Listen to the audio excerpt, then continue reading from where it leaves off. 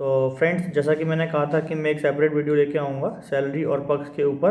तो मैं आज जो SBI CVO है उसके पूरी सैलरी और पक्ष को डिस्कस करेंगे, और मेनली जो हाईलाइट करेंगे उसमें कि डिफरेंस क्या है SBI के और बाकी बैंक्स के पक्ष के बीच में।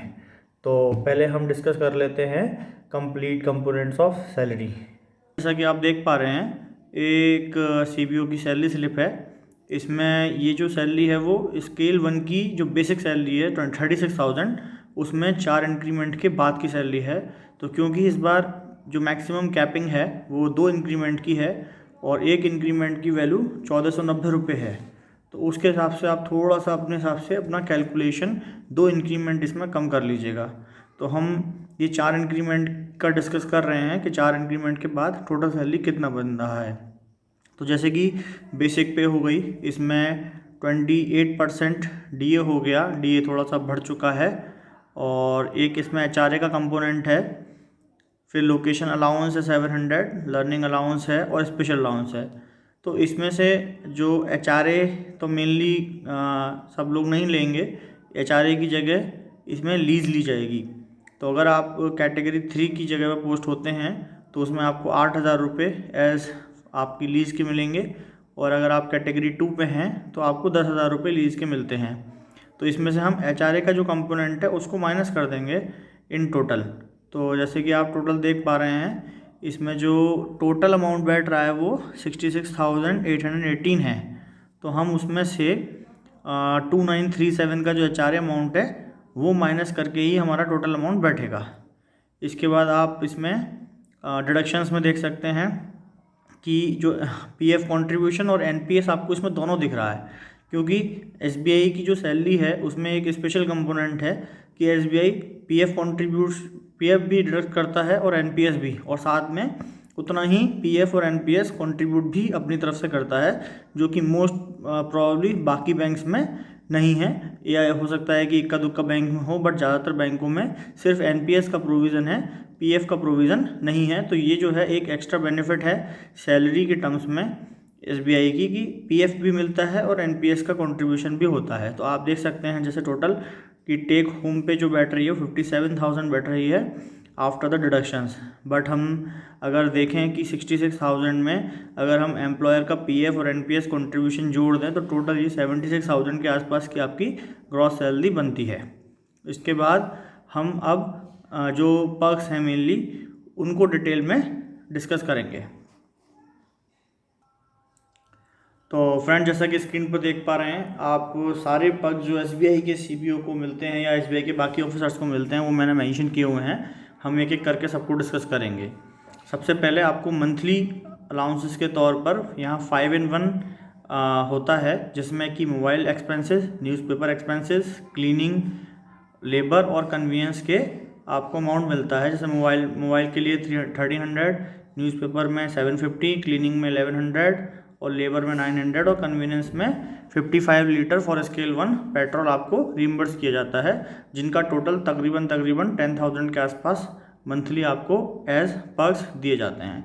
इसके अलावा एंटरटेनमेंट एक्सपेंसेस आपको क्वार्टरली लेने होते हैं, जिसका अमाउंट 3125 है for a quarter. Then there is utility items reimbursement which is 4200 for per year। यहाँ उसके बाद फिर मोबाइल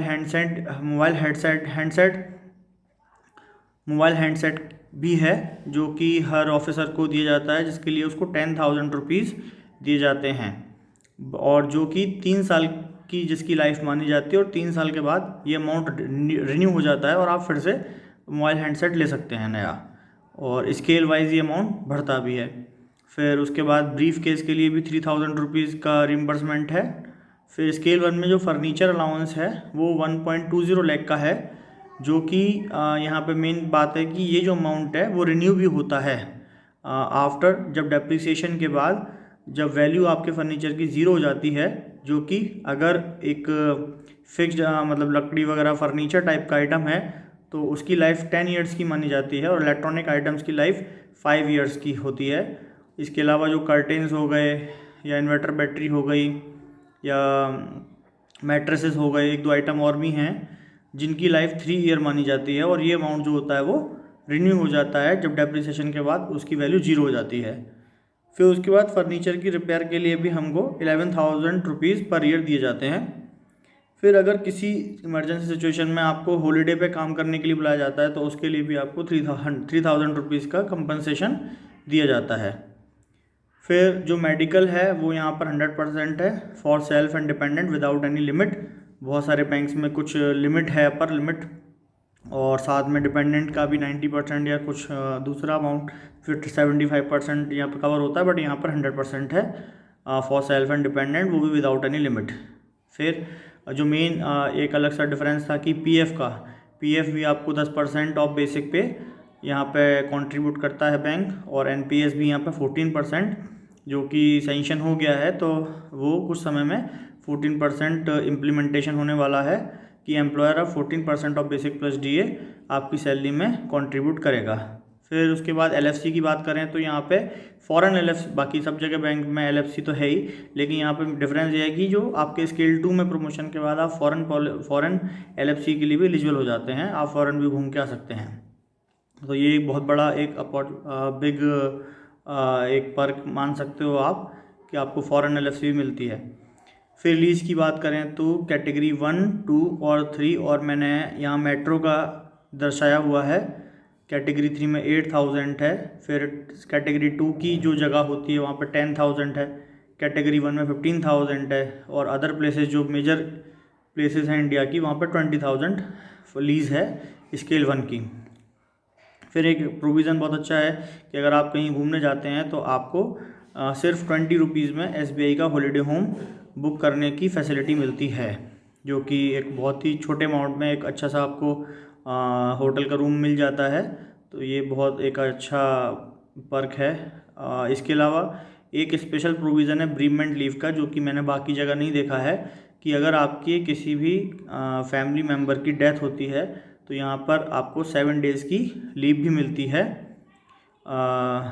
एक्स्ट्रा लीव, मतलब आपको अपने अकाउंट से कोई लीव नहीं लगानी होती है, एक्स्ट्रा लीव मिलती है आपको 7 डेज़ की ब्रीमेंट लीव के तौर पे। फिर ये 5 डे PL एनकैशमेंट तो पिछले सेटलमेंट से आ ही गया है कि हर साल आप 5 PL अपनी एनकैश करा सकते हो। तो ये सारे जो मेजर पर्क्स हैं SBI के, और इसी से आप थोड़ा आइडिया लगा लीजिए कि आपका टोटल जो पर्क अमाउंट है पर ईयर वो कितना बैठेगा। तो आज के लिए इतना ही दोस्तों, थैंक यू।